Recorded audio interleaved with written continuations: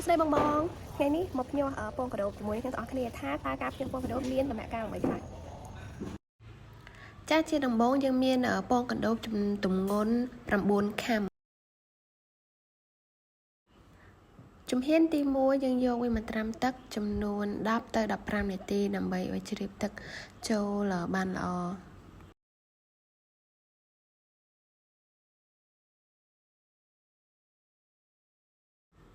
ជំហានទី2យើងយកកេះដែលធំល្មមសម្រាប់ដាក់ពងចំនួន9ខាំហ្នឹងហើយចាក់សកៃដូងបន្ទាប់ទី1ចូលហើយសកៃដូងនេះយើងដាក់កម្រាស់ខ្ទង់9ទឹកឲ្យវារាងក្រាស់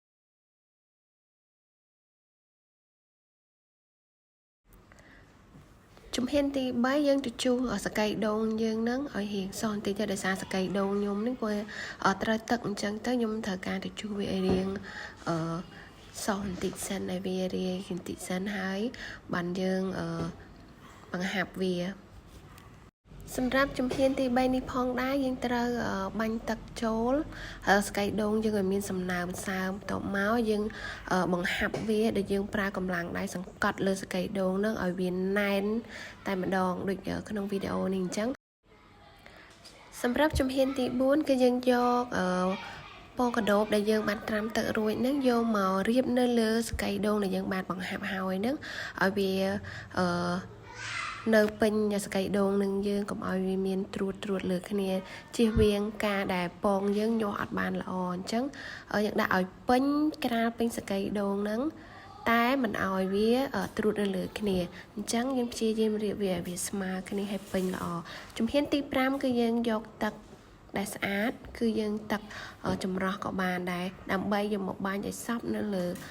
ពងកដោបដែលយើងបានរៀបនៅក្នុងកេះនៅលើសកៃដូងនឹងហើយពេលយើងបាញ់ទឹកឲ្យវាសព្វហើយយើងច្បាស់ថាពងរបស់យើងគឺទទួលបានសំណើមពេញលេញ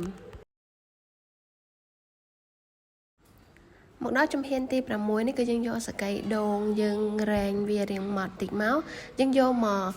ក្រាលពីលើពងកដោបដែលយើងបានរៀបរួចហើយយើងបាញ់ទឹកវាមានសំណើមរួចហ្នឹងគឺយើងយកសកៃដូងយើងមករួយពីលើហ្នឹងតែអត់ឲ្យក្រាស់ពេកទេដើម្បី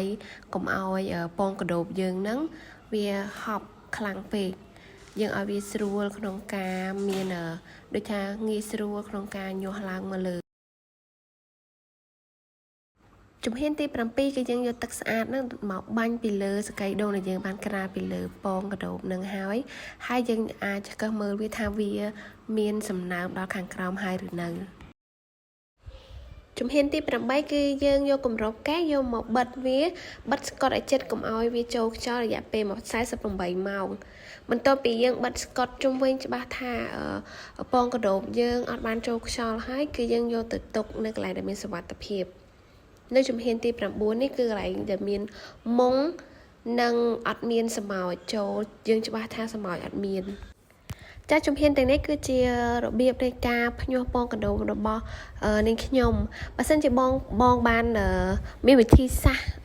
ផ្សេងខុសពីខាងនាងខ្ញុំអាចចែករំលែកនិង comment នៅខាងក្រោមនេះផងដែរអរគុណច្រើនសម្រាប់របៀបនៃការភ្ញាស់ពងកដោបគឺមានតែប៉ុណ្្នឹងទេបងប្អូនសូមបងប្អូនជួយ like subscribe channel របស់ខ្ញុំមួយផងដើម្បីឲ្យខ្ញុំបានធ្វើវីដេអូបន្តទៀតចែករំលែកពីបទពិសោធន៍ក្នុងការចិញ្ចឹមកូនកដោបនៅលើដំបូលផ្ទះចាអរគុណសម្រាប់ការតាមដានទស្សនាបាយបាយ